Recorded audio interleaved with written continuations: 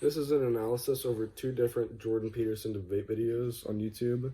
The first one is Jordan Peterson, free speech and the right to offend. The second one is Jordan Peterson on why he refuses to use special pronouns for transgender people.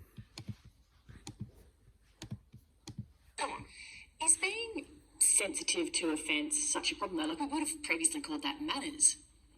It's a terrible problem. So imagine you, okay, so the rule is you can't offend anyone, all right? Let's say you're speaking to one person, I can't offend you. All right, fair enough. What if I'm speaking to 10 people? Do I get to offend 1 in 10? How about 1 in 100? How about 1 in 1,000? You're going to come out on stage and you're going to say something important about something vital, and you're not going to offend one person in 1,000? Well, you can't say anything about anything important ever without offending probably the person you're talking to. Jordan brings up a good point. What percentage of people within a group could you offend while talking about an important subject?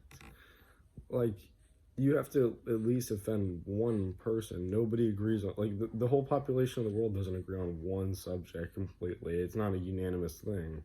You have to risk being offensive in any legitimate conversation to get anywhere.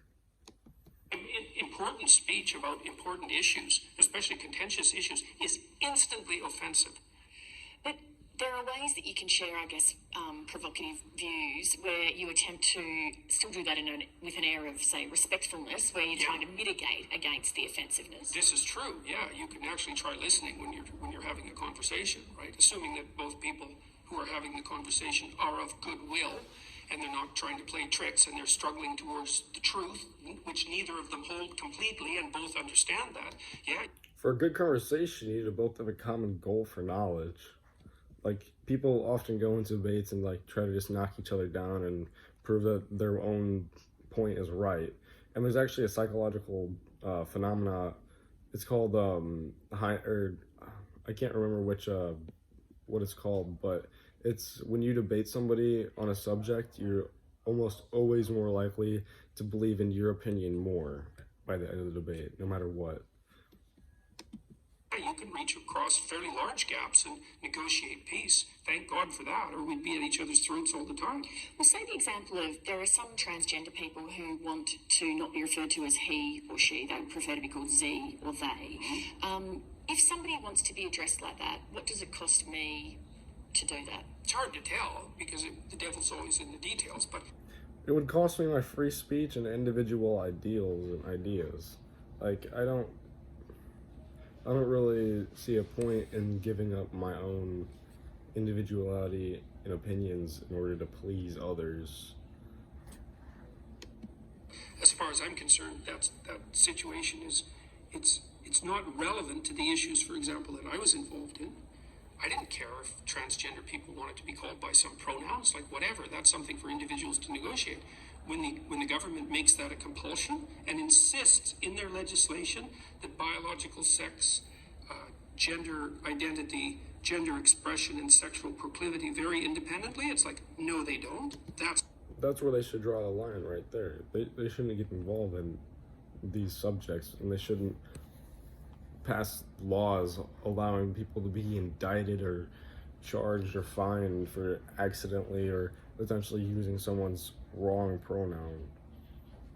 It's wrong factually, and you're not going to compel my speech. I don't care what your damn justification is. So you see that as, am I right in that you see that as a curtailing of freedom? It's worse than a curtailing of freedom. It's a demand that the population uses a certain kind of linguistic approach. It's an appropriation of speech. There's no excuse for that. That never has happened once in the history of English common law, right? It's a barrier that we do not cross. Hate speech laws are bad enough. It's not like there's no hate speech. Like, anyone with any sense knows that there's hate speech. Who's going to regulate it? Who's going to define it? I know the answer to that. The last people in the world you would want to. And then we crossed another barrier and we allow the government to compel speech for some hypothetically compassionate reason? No way. That's a really bad idea. Who and what defines what hate speech is or isn't? That doesn't really make any sense to me. Like, I could choose to get offended about multiple different things, and that could be classified, I guess, as hate speech. If you use some definitions. Like, one law leads you to another. We cannot let anyone take our rights away. This is not something that's a good thing. This could go down a very bad path fast. Bill C-16 purported to do nothing but extend human rights provisions to an excluded group, let's say to the transgender and non-gender